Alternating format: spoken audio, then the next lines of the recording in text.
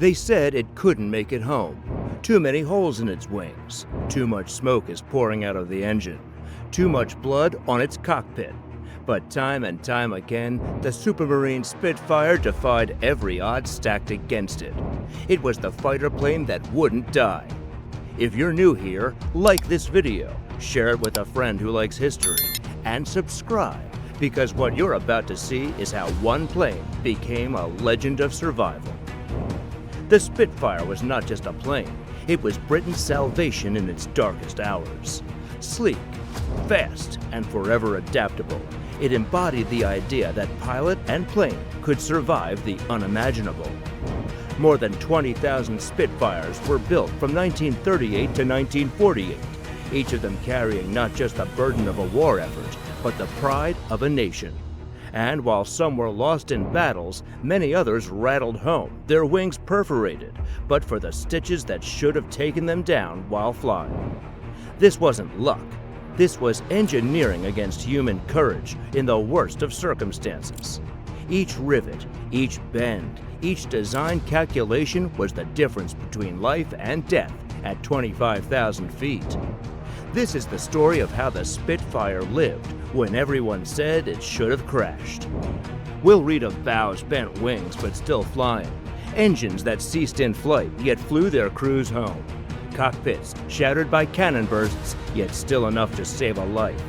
And we'll learn how a nation took a machine and made of it a symbol of hope, and how that symbol led real men into real terrors.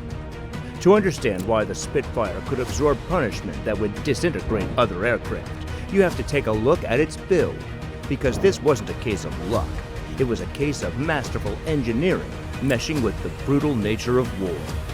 Start with the wings. They weren't straight or square-edged like so many of their contemporaries. They were elliptical, curved like the wing of a bird in flight. That geometry gave it tremendous agility, tighter turns, smoother efficiency, and less drag cutting through the air. It gave that in a dogfight. A Spitfire would spin and roll in ways that all too frequently left the enemy overshooting the target, suddenly vulnerable instead of victorious. But those wings did something more than that too. They diffused stress. When bullets tore through them, when shrapnel tore through the metal, the elliptical shape meant damage didn't concentrate into one catastrophic point. The weight dissipated, absorbed, and controlled. The body was made of aluminum alloy in what engineers called a stressed skin arrangement. Instead of relying on a heavy skeleton inside with thin panels over it, the skin itself carried the weight. This made the plane lighter, faster, and amazingly durable. Bullets could blast through jackets, shoot through the body of the plane, blow holes you could stuff your fist through, but the entire framework was still intact. It was like cracking a few ribs as opposed to cracking your backbone. The hub of it all was the Rolls-Royce Merlin engine, a masterpiece of engineering. It introduced speed, climb, and raw muscle that kept the Spitfire on terms with anything in the air. But it had a flaw. Under negative G dives, when you prod the stick forward hard and the world is light, fuel would be briefly cut off from the carburetor. That provided the German Messerschmitt Bf-109, which had a fuel-injecting carburetor, an advantage in a level dive. German pilots found that out. They'd take off in the dive knowing that the Spitfire couldn't keep up immediately without the engine sputtering, coughing, dying for crucial seconds. All the same, the Merlin was among the war's most reliable piston engines. It could be bashed, leak oil, run rough, and keep on spinning. And when paired with a Spitfire airframe, it was much like a rock. And then the wings again, supported by strong spars that ran down their length and roots that curved under strain but did not snap. Pilots returned with wings warped so badly they seemed as though giants had distorted them, metal folded at angles that left ground crews in amazed gasps of horror. But still, they did not break. They kept flying. Survival tales began as they piled up. Stories shared in readiness rooms after a drink, squadron to squadron. Stories such as this one. A Spitfire brought down over friends, riddled with bullets, dropping a trail of black smoke that scored the air behind it like a dying comet.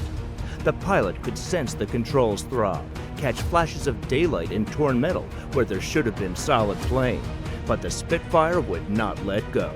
Somehow it continued to fly, limping back across the channel like a wounded creature for home, until it came down on British soil, machine and man surviving together. One pilot recalled wheels-up landing after his wheels were destroyed by hostile fire over the channel. He had no choice but to land it belly down. The Spitfire skidded across the airfield, sparks flying like firework displays, metal shrieking, a sound he told them he'd hear in his nightmares for years. But it didn't vaporize. The cockpit stayed intact, protecting him despite the world blurring by inches beneath. He staggered away shaking, legs shaking, but alive. Others talked of flying home instrument dead, needles frozen in broken gauges, radios that were silent so they couldn't even call for help, and wings kept together by what seemed like willpower alone. One pilot talked of watching fuel leak out of holes in the tanks, silver lines in the sun, seconds counting down until the engine coughed out.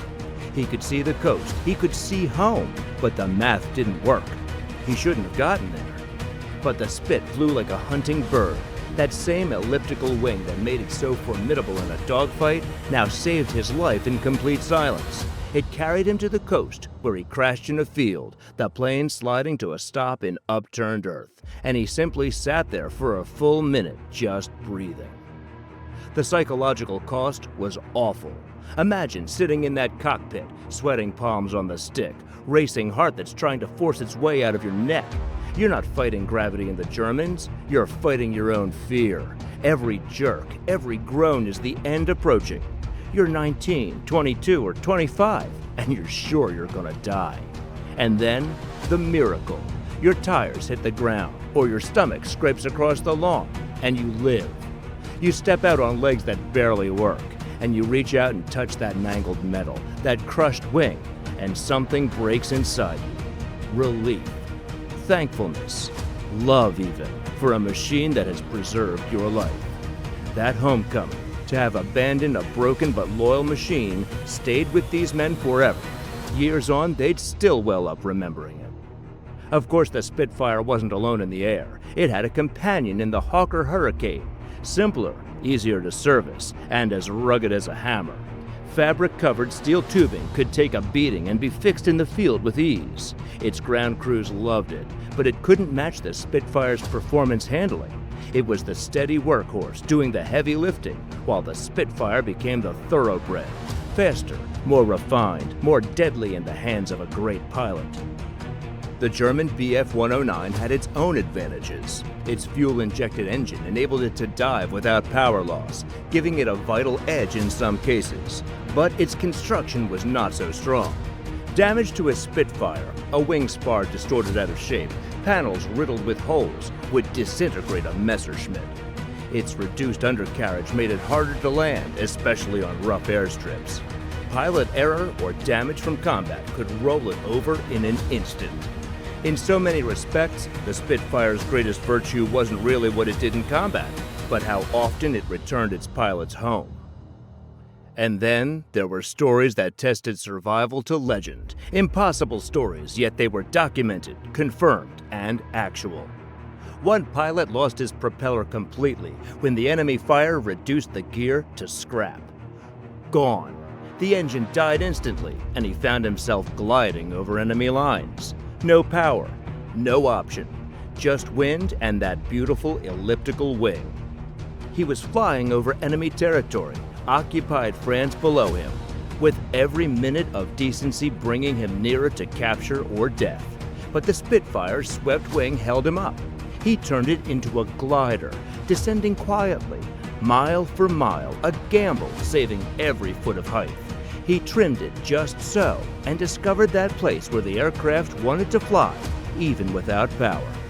He soared over the channel on nothing but wind to keep him going, his gaze on the water below him, very conscious that if he came down short of target, the cold water would be as deadly as any bullet. But he made it. He finally crash-landed in an English farmer's field, Spitfire slewing to a stop, and he crawled out battered, bruised, alive. The farmer found him on the wing, laughing and crying at the same time. A pilot blacked out from G-forces in desperation, making a sharp turn, yanking so fiercely to shake an enemy on his tail that his vision constricted to gray, then black. When he came to, he couldn't know how long he had been out, whether seconds or minutes. He expected to fall, spin, die. Rather, his Spitfire waited, flown flat for his return. The trim was spot on, the aircraft naturally stable, and it had just floated him home through the night. He caught up in time to orient himself, level out the plane, and bring it down safely. He kissed the fuselage when he landed, and his squadron mates did not laugh. These weren't planes, they were lifelines, survivors, companions in a fight where seconds were everything, and death crept around the corner in the form of one wrong move. The Spitfire survival was not mechanical, it was cultural, emotional, and part of the nation's fabric under threat. In Britain, the aircraft became a symbol of national resistance. During the darkest hours of 1940, when the invasion seemed inevitable, when bombs droned over London every night, the Spitfire was a beacon of hope. Communities began what was the Spitfire Fund.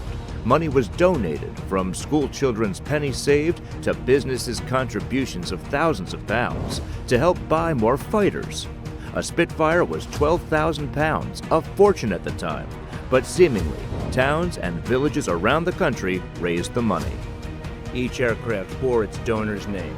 There were Spitfires in the names of villages, factories, and even individual families on them, taking that connection, that responsibility to the fight. Propaganda magnified it all. The posters showed Spitfires soaring against battlescapes of gray skies. Newsreels and cinema showed the plane as Britain's guardian angel. Newsprint carried stories of miraculous survival, of pilots brought home safely by their faithful machines. It was not a machine, it was a symbol of courage, of brains, of determination to continue fighting. And the fact is, it was all real. The propaganda exaggerated, certainly, but they did not invent. Those stories of survival were real. Today, only a small number of Spitfires remain. Fewer than 250 aircraft remain from over 20,000 built. Some rest in museums, their battle scars preserved behind glass, holes in wings left unpainted so that individuals can see what they endured. Others continue to fly at air shows, their Merlin engines throbbing with the same defiance that once rocked Europe. That noise, that distinctive rasping growl, reduces veterans to tears. It brings history to life in a manner nothing else can. To watch one fly is to observe history take flight, not so much aluminum and rivets, but the spirit of resilience. They instill in us that surviving is not so much about avoiding danger, it's about receiving wounds, enduring hardship, and not giving up. Every surviving Spitfire is a testimony to the engineers who designed it, to the factory workers who built it, to the ground crews who maintained it, and above all, to the pilots who took it into hell and somehow flew it back home. The Spitfire that would not die was not just one plane or one story. It was thousands of airmen, thousands of planes, and one shared fact. One can live even if the odds are against oneself, even if reason says one must fall, even if fear says one is finished. So next time you hear the familiar Merlin roar at an air pageant, or catch a glimpse of one at a museum, do remember what it is about. Not just speed or looks, but the unbridled will to survive. If you enjoyed this story, give it a like, share it with a history lover, and subscribe for more stories of survival and courage. Because some legends don't die, they keep flying.